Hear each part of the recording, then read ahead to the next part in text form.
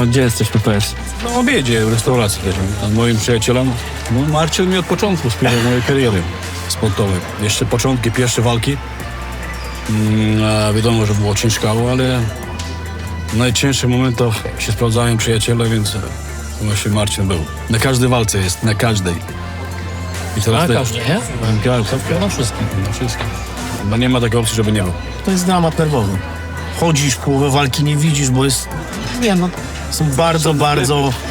Najlepiej, wiesz, jego zawsze widać On zawsze w pierwszym rzędzie siedzi z całą rodziną. Jego zawsze widać i jak oni kibicują. Ja od pierwszej gali właśnie na Torwarze też wtedy był. Tylko mieliśmy te koszulki, mamy, nie? Pamiętam, mieliśmy takie koszulki, jeszcze takie białe, z napisem Mamet Kalidow. No to szybki strzał. Mamet, Pawlak, która runda i jak? No, wygrywa to na pewno Mamet. O innym wyniku nie rozmawiamy. Ciężko powiedzieć, ale stawiałbym... Druga runda. Paweł, nie słuchaj go. Z całym szacunkiem za Pawła, ale... Nie ma innego wyniku nie będzie. No słuchaj, no. Sorry, Paweł. Ja się muszę go posłuchać. Kolejna próba zdobycia pasa. Już 3 razy zdobyłem pas wcześniej. Pierwszy raz to było właśnie na Torwarze, Daniel Okacio. Był to bardzo doświadczony zawodnik tamten czas, który walczył w Pride'zie z dobrym rekordem. I poprzeczka była bardzo wysoka.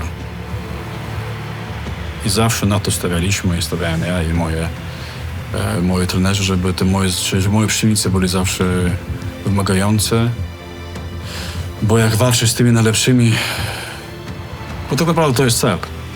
Lepiej walczyć z najlepszymi i wygrywać z nimi. To musi być cel i zawsze ten cel mieliśmy. Wtedy zdobyłem pierwszy pas wagi półciężkiej. Jeżeli chodzi o zdobycie pierwszego pasa w wadze 84 z Michałem Matellą, o tym nie chcę rozmawiać, bo tej walki nie powinno być. Walka z Scottem Askamem akurat to była walka, moje powrót tak naprawdę, bo w 2018 zostawiłem. Rzuciłem rękawice po walce z Narkunem, bo nie byłem w stanie toczyć w tym czasie walki i poczułem, że w pierwszej walce z Narkunem i z drugiej walce nie było mnie. Mój stan zdrowotny nie pozwalał mi walczyć 100%, dlatego po prostu z tego żalu, z tej rozpaczy, że nie jestem samą sobą, rzuciłem te rękawice. Po czym po roku gdzieś się lepiej poczułem, tam 1,5, nie pamiętam dokładnie, wróciłem do MMA i do swojej wagi tak naprawdę, bo do 8,4. Zawalczyłem z Scottem Askamem, tą walkę akurat przegrałem na punkty. No ale wiedziałem, że jestem w stanie tą walkę wygrać, z nim wygrać i doszło do rewanżu, ale ten rewanż był już o pas. I o drugiej walce już w rewanżowo udało mi się zdobyć ten pas. I to był właśnie 3. raz, jak zdobyłem pas KSW. Staram się ryzykować, bo ryzyko okazało się, że opłaca się. Nie wiem, czy to nie jest ostatnie podrygi moje są. To jest najważniejsze dla mnie, że jest ta możliwość jeszcze w tym wieku spróbować się z najlepszym w tej wadze. I wyjątkowość tego jest taka, że zaczynałem swoją przygodę z KSW na Torwarze w 2007 roku. Zdobyłem pas pierwszy w wadze do 93 na Torwarze.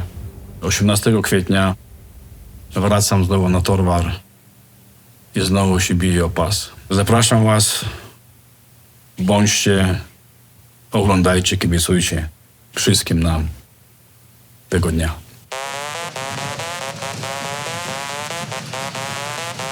Teraz pewnie, jeśli chodzi o te dokładnie 2,5 tygodnia, zrobimy w środę ostatnie sparingi i potem jeszcze raz przeanalizujemy jakieś stricte akcje pod Andiego. Wydaje mi się, że taką dużą podpowiedzią jest walka z Michałem Michalskim. Jak należy walczyć z Andim i Michał zrobił to kapitalnie. W ogóle świetna walka, gratulacje dla obu zawodników i Myślę, że nasza walka też będzie na takim tempie i na pewno tych emocji nie będzie brakować, ale wydaje mi się, że jednak zakończy się na przedczasem.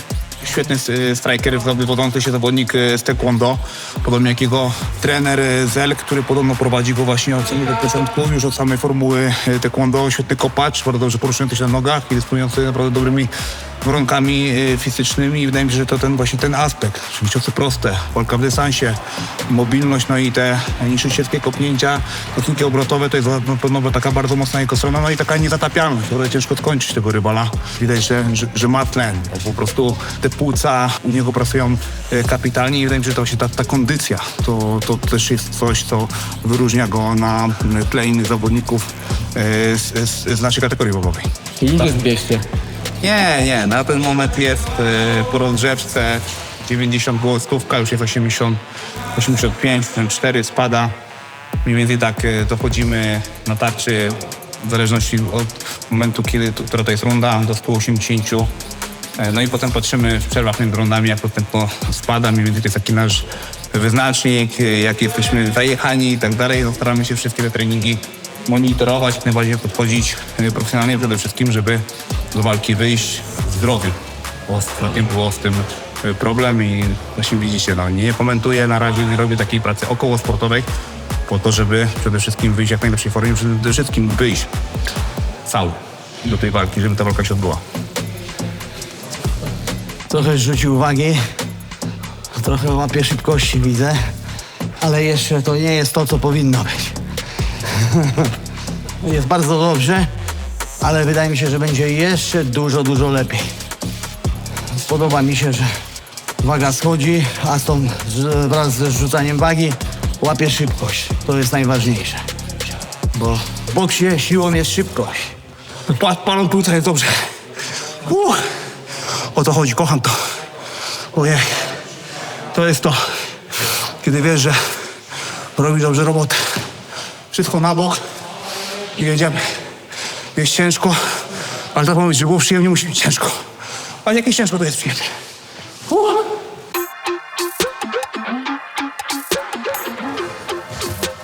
Dawaj, to czas. Nie, to też? Tak.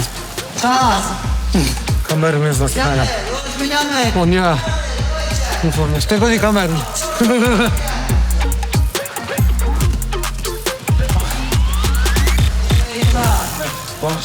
Czterna, 15. 16, Piotrek.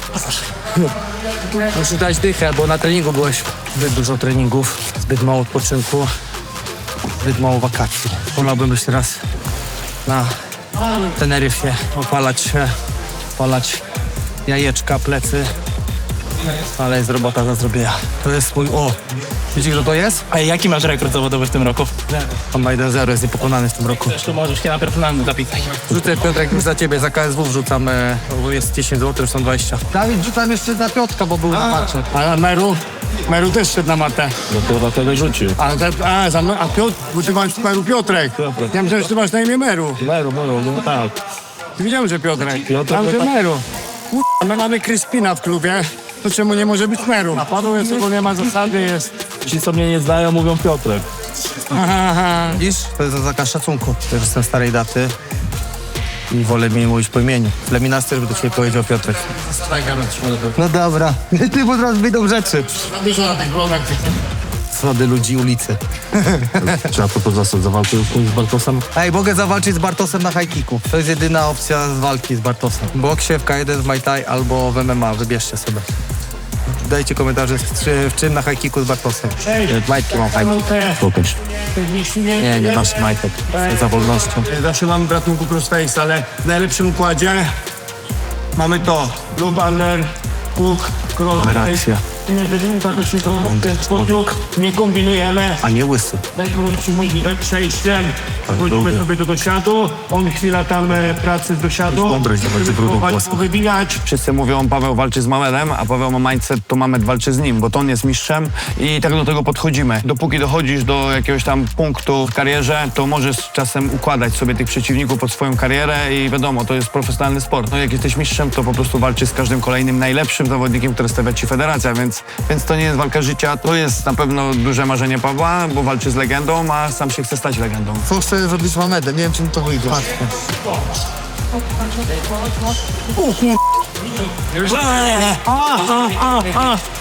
To jest mój plan. Tak zwana balaka za balakę. Paweł jak stwierdził sobie, że on chce poddać Mameda, to ja nigdy nie widziałem, żeby on tyle razy na sparingach, zadaniówkach, na treningu próbował poddawać, ryzykował pozycję. Paweł Pawlak to był zawsze gość, który, wiesz, murował się w bocznej, wiesz, rozwalał typów łokciami albo w półgardzie, co ma znakomite, a tutaj potrafił odpuszczać to, co ma najlepsze, żeby próbować nowych rzeczy, też się rozwinąć w tym aspekcie. Nie zdziwię się, ale jakby troszeczkę studzę zawsze te jego zapędy, nie odbiegać od tego stylu i tej bazy, którą ma najlepszą, czyli ta dobra kontrola i praca z góry, uderzenia, łokcie, ale kto wie, kto myślał, że wiesz, że podda Zerchuniego, jakby no nie ma tych super dużo poddań w rekordzie, ale tak jak powiedziałem, nie tylko Mamed jest nieprzewidywalny. Nie wiem, czy wiecie, to jest tylko Kacper, jeden z właścicieli na piąchy, którzy był kiedyś naszą konkurencją. Ale teraz widzieliście, że trzeba zrobić rolkę, jak pomagamy na piąchom. Znać. Z ziemi.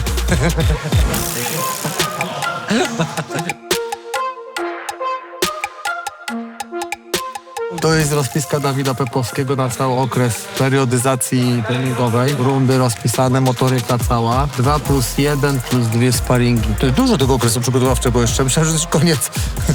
Jeszcze będzie się trochę potrzebować. Dawaj, tak. 2 plus 1, 2. 2 plus 1 plus 2. 2 zadaniówka na koniec. Nie, ja z nim nie chcę, naprawdę. Da. On jest jakiś dziwny. Zawsze jak pomagam chłopakom w przygotowaniach, to wygrywają, więc dzisiaj będę imitował Mameda. On się musi skupić, ja go będę rozpraszał jak mogę, będę mu gadał głupoty, będę go kąsał i zobaczysz, Paweł będzie, wiesz, marudził na pewno, ale niestety musi być ciężko tutaj. Nie chcę z nim robić. Tutaj nikt nie ma taśmy? Macie, masz serio? O, no to jest w porządku jednak. Nie. W ogóle chłopczyku. A co ty, Powiedz się nie pytał biega, mnie się nie pytał wagę. Ja ważę między 84 a 110.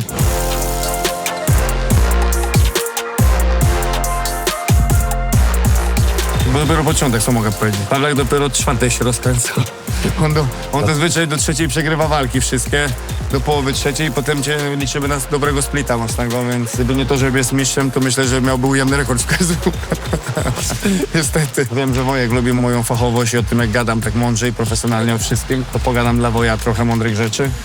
Nie, ogólnie Paweł jest zawodnikiem 5-rundowym, więc fajnie, że to jest walka o pas, bo gdyby to był jakiś super fight, po 85 kg, nie wiem, Mamed by nie chciał pasa blokować albo nie chciałby walczyć o pas. Wiadomo, że wierzę w Pawła i stawiam wszystko na niego, ale na pewno 5 rund uważam jest na korzyść dla Pawła. Nawet w tych, wiesz, pierwszych 2-3 rundach nie jest było łatwo Pawła skrzywdzić, chociaż Mamed jest Mamedem, zawsze był Mamedem, jest nieprzewidywalny, więc mam nadzieję, że będzie dowieziona bardzo dobra, bardzo mocna walka widowiskowa i faktycznie gala odda i to będzie, tak jak wszyscy oczekują, najlepsza walka i najbardziej wyczekiwana w tym roku w KSW. A, to tak się robi? Nie wiem, improwizuję.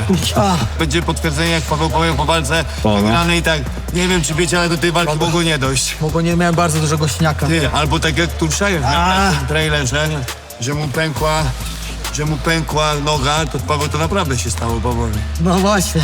To Paweł powinien być w tym trailerze Turszajewem tam. Trzeba twarz zmienić w AL. Nie, no wpłynę go przydawać trochę. Piętą pistolet, no. Nie no, mocno. Chcesz się zemścić po prostu. Po co? Bo za***mnie jest pistol. Nie, buta. Ja za***łem łydką buta i też mi przed swoim. Klubowy rewanż, ale tak jak powiedziałem, nie dorabiamy za dużo teorii do czegoś, co nie wymaga tej teorii. To jest pojedynek Pawła Pawlaka. Pojedynek Bartosa z Mamedem to już jest przeszłość. Bartos to przekuł na swoją korzyść, uważam. Ja też wyciągnę wnioski z tego jako trener, jako człowiek pewne i o tym zapominamy, nie patrzymy do tyłu na to, co było, tylko na to, co jest i to jest po prostu kolejna walka Pawła Pawlaka. A faktycznie jest jakaś historia, to dodatkowo dorabia na pewno jakieś, wiesz, takiego animuszu dodaje tej walce, ale jakby za dużo jakby nie skupiamy się na tym. Trener zakłada chyba. Chcę się przed kamerami popisać, że podda mi szoka SW. Nie, no poczekaj. Żartuję. Ta sala. Żartuję. Ale wiesz, kim robisz? Poddania, kto umie to podać? Nie ma Patryka, bo tu byś Patryka. Jak ty umiesz? Idź wybierz. To żartowałem. Idź wybierz. Idź wybierz. Chodź, trener. Wiesz, z kim robisz. Trener. No idź wybierz, z kim robisz. Co z trenerem? Idź wybierz, z kim robisz spotkania. Co z trenerem? Ja nie jestem takim trenerem powierzchownym, który zostawia pracę na sali, tylko ja pracę zabieram do domu ze sobą i ona jest ze mną 24 na dobę. Poza salą się też kolegujemy, czasem przyjaźnimy, wiadomo nie z każdym, ale znam ich dobrze i wiem, co na kogo działa. Wiem, jaką, wiesz, motywacją jest dla niego jego syn. Bo dużo razy o tym rozmawialiśmy prywatnie. Ta młodość Pawła Pawlaka w MMA właśnie to była dzięki Kubusiowi, jego synowi, więc jeżeli jest ciężko, to zawsze do tego wracamy. Nic ci już nie musimy mówić. Ty wszystko wiesz. Masz wyjść skoncentrowany najbardziej na świecie w swojej karierze. Dla Kubusia. Dla Kubusia, dla nas, a przede wszystkim dla siebie, bo jesteś mocnym zawodnikiem. Najlepszy na świecie, co ci Jesteś najlepszym zawodnikiem federacji. On nawet kiedyś mi opowiadał, że gdzieś tam walczył jakąś walkę i gdzieś tam dostał jakiś mocniejszy cios. W parterze pod koniec wygrywał walkę i mówi, dostał cios i od razu Kubuś mu się pokazał, więc Paweł bardzo mocno tutaj, wiesz, w nim widzi tą swoją motywację do tego, żeby o swoją przyszłość, jego przyszłość, wiesz, walczyć coraz lepszą i też to skrzętnie wykorzystuje czasem, jak jest potrzeba. Chociaż te ostatnie walki z Erchunim, naprawdę forma, taka nastawienie Pawła zupełnie się zmieniło. Ta przerwa bardzo dużo dała na plus, moim zdaniem. Przed walką nie musieliśmy do tego wracać, więc spoko. A tak to chyba ostatnie, nie wiem, 5 walk KSW, to ja zawsze z żoną Pawła Pawlaka tam z tydzień przed pisałem. Ona nagrywała z Kubusiem jakąś motywacyjną taką, tata, kocham cię, wygraj dla mnie tą walkę. I dosłownie kończyliśmy rozgrzewkę. Paweł już przychodziła na przykład tam obsługa KSW po nas, że wychodzimy na backstage, że wychodzimy do walki, a Pawła brałem na bok i puszczałem mu na telefonie jakieś tam takie 10-15 sekundowe nagranie Kubusia i zawsze to było, widać było, że jest stres, emocje, ale takie, że to ładowało go jak takiego królika Duracella, nie? Jest? Fajnie. No ci ciemno. Ty myślałeś, że ja tylko potrafię robić, żeby wygrywać? No. O kurde, myślałem, że to przeciągnę, ale nie. Trenerze, dziękuję bardzo za trening. Jesteś wspaniałym trenerem. Ty jesteś moim trenerem, bo słyszałem, że ludzie mówią, że to nie jest mój trener. No. A ja słyszałem, że ty tak mówisz. A ja słyszałem, że ty tak mówisz, Paweł. Ja to wiecie, czego ja tu przychodzę? Żeby pobiegać czasami za tymi chłopakami Dawida. Tak ktoś mówił kiedyś. Ale nie będę Kurde. nie będę wznawiał dymów i nie będę mówił, kto tak mówił. No właśnie. Powie, jak wyjdziecie, kto tak mówił. Mogę? Nie, chyba nie. Nie. To jest tajemnica klubowa. Dobra, na razie trenerze. Najlepszy mój zawodnik Paweł Pawlak. Najlepszy trener na świecie, ever deve. A mogę w majtas, jak tak wychodzi, to połowy będą. Ja zakryję. Najlepszy zawodnik Paweł Pawlak. Do czasu walki numerem, a potem zaczniemy w to. A, dokładnie. Później Kamil Klaska, bo No Kamil właśnie. Klaska walczy. To się zmienia. Wiem, szybko, ale cieszę się, że przez chwilę chociaż jestem. To jest najważniejsze. Dobra, na razie.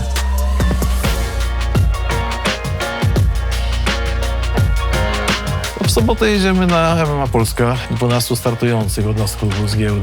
To jest fajny wynik. Najmłodsi 13 lat, najstarsi 30 chyba 7. Startujemy o godzinie 8 pierwszymi walkami, a ostatnie według rozpiski 19 z hakiem. A więc cały dzień na sali. No ja jestem głównym trenerem, tą grupę średnio zaawansowaną, bo to oni startują na zawodach amatorskich, to ja im prowadzę. Co prawda oni też chodzą na inne zajęcia oczywiście, i stójkę osobno, i osobno brazylijskie, ale tak, no ja jestem głównym trenerem. Jest sporo takich chłopaczków, których naprawdę wierzę, że mnie zastąpią w niedalekiej przyszłości. W tym momencie już od razu mi gdzieś tam 3 nazwiska gdzieś przyszły na myśl, więc mam nadzieję, że będzie tego potwierdzenie. 16-18 to jest moment na to, że te talenty wyskakują i potem jest próba czasu od tych 18 do 23-4, nie? Zaczyna się inna szkoła, gdzieś tam pójście na studia albo praca i jak zostaną, trenują dalej, to potem tą karierę zawodową robią chłopaki, ale mało kto tą próbę wytrzymuje, nie? Bardzo dużo jest tych talentów, którzy później po prostu w tym okresie nikną. To jest też okres, w którym dziewczyny poznają, no. To też jest często przeszkoda, jak jest zła dziewczyna, nie? Chłopaki z maty znikają, ale w drugą stronę też to działa, nie? Jak przychodzi dziewczyna na matę, ma talent, fajnie pracuje, ale zawsze na macie kogoś tam pozna i wtedy cała para może zniknąć, albo tylko ona. Rzadko się zdarza tak, żeby chłopak znikał.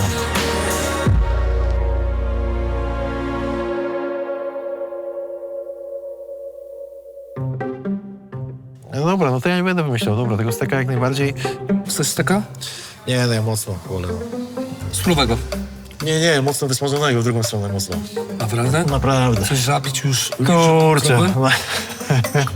No Naprawdę. raz oddała swoje życie, nie? A teraz każesz mi jeszcze raz tym To zabić. może na medium się da namówić, ale to już tak naprawdę ostatecznie. Ja zrobię ci delikatnego tak, że on na lawie będziesz mógł sobie go dopiec. On wyjdzie ode mnie medium, a ta lawa jest rozgrzana do 180-200 stopni, Okej. że będziesz mógł sobie ją po prostu to mięso sam dosmażać. Pobawimy się trochę. Brzmi dobrze, także no. Jak Okej. raz posmakujesz, to jesteś mój. Tak jest zawsze. Tylko nie mocno, nie? Żebym mógł jeszcze Nie, porobić. ludzik. Dobra, parę zdjęć tylko. Szybki arm wrestling, to teraz ta moja najbliższa to będzie 5 rund po 5 minut, także z przerwami pół godzinki to już jest dużo. Kiedy? Za 3 tygodnie od soboty, 18 kwietnia. Idziesz? W Warszawie. W Warszawie. W Warszawie, duża gala KSW, na której w walce wieczoru będzie Mamet Kalido walczył z Pawłem Pawlakiem o pas, tak, a ja mam waleczkę pod nimi z Firem de Friesem właśnie też o pas w kategorii ciężkiej, więc no. Proszę bardzo. Dziękuję bardzo. Idziemy. Ty myślisz, że mikrofalówce to robić? Proszę bardzo. Uważajcie, ta lawa jest gorąca, nie? Ona ma 190 stopni. Tu macie taką marmoladę z czerwonej cebuli, jako dip, tutaj w tym małym pięczku. Tu macie dip do frytek, sos serowy. Że masz kategorię ciężką, to nie przeszkadza, tak? Kompletnie. Musi być masa. Dobra, czyli nie mieszać. Żeby mięsa w tym nie maczać, wiesz o co chodzi. Okej. To jest moja pierwsza praca w Polsce, nie? Nigdy nie pracowałem w Polsce. I mam takie biuro, kurwa, nie wiem jak wam powiedzieć, jak łazienka. I tam mojego się nie jeździ. Muszę przy otwartych drzwiach pracować. Przy następnej gali, przy tej nie zdążymy już, ale przy następnej jakąś walkę bym ci załatwił, bo na konferencję byłbyś idealny, no. Nie? Jak Dobra, wygrasz jeszcze to? mistrzostwo z tym pasem, tutaj przyjdzie, to ci kurwa tak ugotuje jedzenie, że z pasem sobie staniemy na archę, na tym i będziemy się tutaj żywić. Ja się będę żywił, ale bez kamerzysty już wtedy, bo wiesz, to już jest food cost, nie? Dla mnie to jest naprawdę teraz wygodne walczenie w kategorii ciężkiej. Co prawda na sparingach robota jest cięższa, organizm też ma problemy z tymi sparing partnerami, żeby się zaadaptować, ale pierwsze przygotowania też wydaje mi się, że były dużo gorsze niż te są. Znaczy gorsze pod tym względem, że organizm zaadaptował się teraz w tej drugiej walce już dużo lepiej niż było to w walce z Sakajem. Są lepsze pieniądze w wadze ciężkiej? Tak, no akurat moja oferta była lepsza w kategorii ciężkiej, bo dostałem 2 oferty. Jakbym został w tej kategorii półciężkiej, co się wydarzy, jeżeli przejdę do wagi wyżej. Także jeden z argumentów to był argument finansowy. No ale pozostałe argumenty były równie ważne, bo całkiem nowe rozdanie, nowi przeciwnicy. Ci przeciwnicy w kategorii ciężkiej, nie ma co mówić, są bardziej medialni. Tam w pierwszej dziesiątce jest naprawdę kilka takich nazwisk, że to będą naprawdę fajne pojedynki jeszcze przede mną.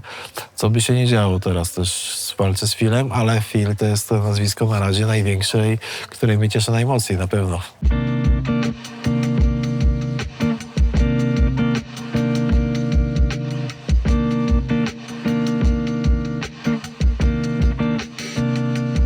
Ale ładnie robisz.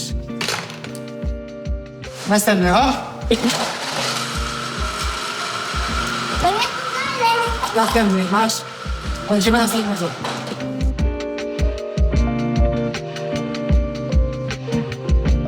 Tu jest biceps. Tu jest biceps. Pokaż, gdzie jest biceps. Pokażesz? A tu jest bark. Tu są barki. Tu masz biceps. Tu masz przedramię. A gdzie masz klatkę? Tutaj. Tu jest, nie, tu jest brzuszek. Tu jest klatka. Tu jest klatka.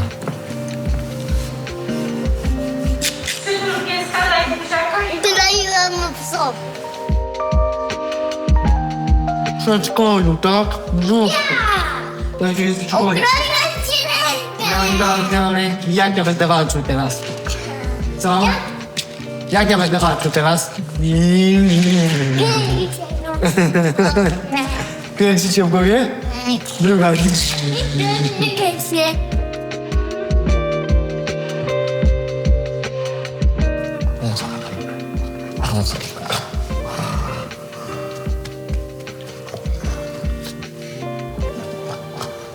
Alibo.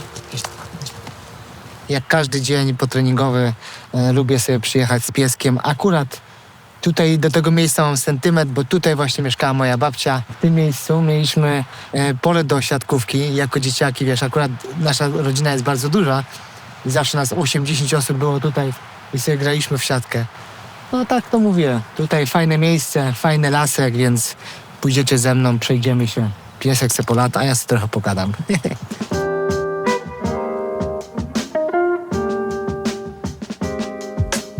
Ogólnie jestem sam bardzo ciekaw, jak teraz ta walka wyjdzie. No to wiecie, przerwa była. Każdy i tak będzie mówił, że to jest duża przerwa. Walczyłem codziennie, ale przerwa może od typowo walki na gali. Ja będąc na kontuzji w sanatorium, ja człowieku trenowałem, bo ja wiedziałem, że zapierdzielam.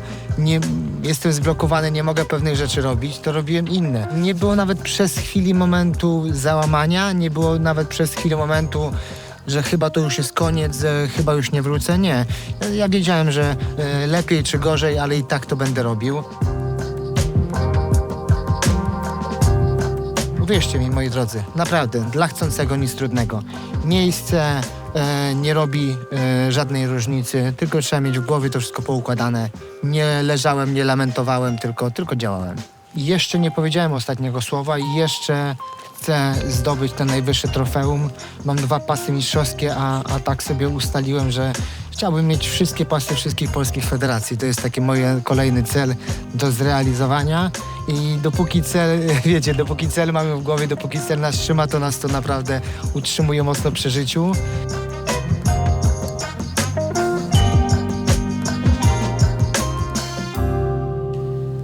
No i tak to właśnie jest, tak sobie spędzam ten swój czas z pieskiem. Prawie codziennie jesteśmy w lesie. Łapiemy chwilę ciszy, chwilę spokoju. Dobre wyciszenie. Polatać sobie z pieskiem, piesek się wybiega. To jest wyżeł weimarski, pies myśliwski, więc tak chyba większość ludzi mówi, że musi, że trzeba. Nie, nic nie trzeba. A on jak nawet tydzień nie wychodzę, to tydzień siedzi w domu, nic nie potrzebuje. Im z psem dłużej wychodzisz, więcej biegasz, budujesz mu kondycję, ten pies tak naprawdę potrzebuje więcej, a tutaj dozujemy. Wychodzimy codziennie, przebiegniemy się, czy wyjdziemy raz w tygodniu, bo tak to czasami jest, czy nawet jestem na obozach, mnie nie ma, no to żona go puści na podwórko i tyle. Pies nie musi aż tak bardzo dużo biegać. Halibo, co nie? Ty to chciałbyś cały czas biegać. Ty to chciałbyś dużo biegać. Co tam jest? Co się dzieje? Coś tam słyszysz? Co widzisz? Co? No, piesek się wybiegał, wracamy sobie teraz już do domku. Moi drodzy, pokazałem wam tak naprawdę pół dnia u mnie, jak to wygląda. Na 19 główny trening. Najmocniejszy, największy zajazd. No i tak mój cały dzień wygląda. Od rana, jak wstajemy od 7 do 22, bo zazwyczaj tak właśnie wracam z treningu. 22. Kolację zjeść, wykąpać się i spać, bo znowu na następny dzień to samo. No, piesek jest z nami. Więc dziękuję, że byliście z nami i jak najbardziej życzę wam miłego dnia. Pozdrawiam serdecznie.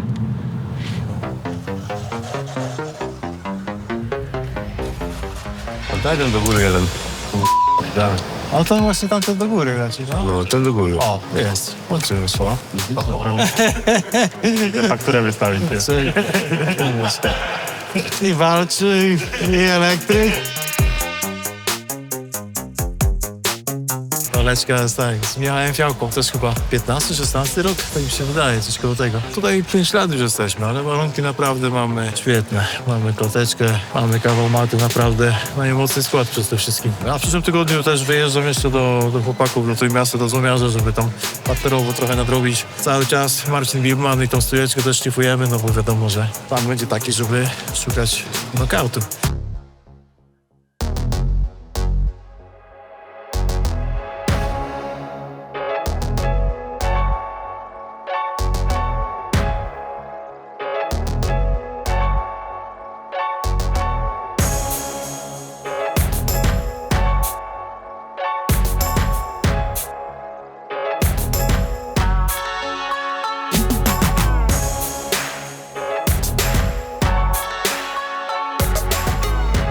Sakaj był na tyle wysoko w tym rankingu, więc ja czułem, że to może być eliminator, a to, że ta walka poszła w miarę gładko, wydaje mi się, że to potwierdziło i cieszę się z tego, no. Mógłbym oczywiście stoczyć jeszcze jedną walkę, ale skoro dostałem propozycję walki o pas, to dla mnie tym lepiej. Przygotowanie założeń na walkę na De Vriesa jest dużo prostsze niż założeń na walkę na Sakaja. No Sakaj to na papierze był mocny stójkowicz z bardzo dobrą defensywą zapaśniczą, więc na papierze ta walka miała wyglądać tak, że w stójce miał być lepszy, a sprowadzić go jest naprawdę ciężko, więc to był twardy orzech do zgryzienia. A z De Vriesem no wszyscy wiemy, co robi Phil, żeby walki wygrywać. Wszyscy wiemy, co ja powinienem zrobić, żeby tę walkę wygrać i to jest prostsza sprawa. Jeżeli mówimy o takich założeniach ogólnych, bo oczywiście to też potem można rozbierać na czynniki pierwsze i analizować nieskończoność, ale ogólne założenia są dużo prostsze, to powstrzymuję. Nie ma chyba drugiego takiego mistrza, który zrobił 13 obron na świecie. No aktualnie 100% nie, a podejrzewam, że w historii też ciężko będzie o takiego szukać w tej kategorii wagowej. W tych czasach teraz, gdzie te kategorie ciężkie w innych organizacjach kuleją, to wydaje mi się, że KSW top 2 spokojnie zasługuje na to.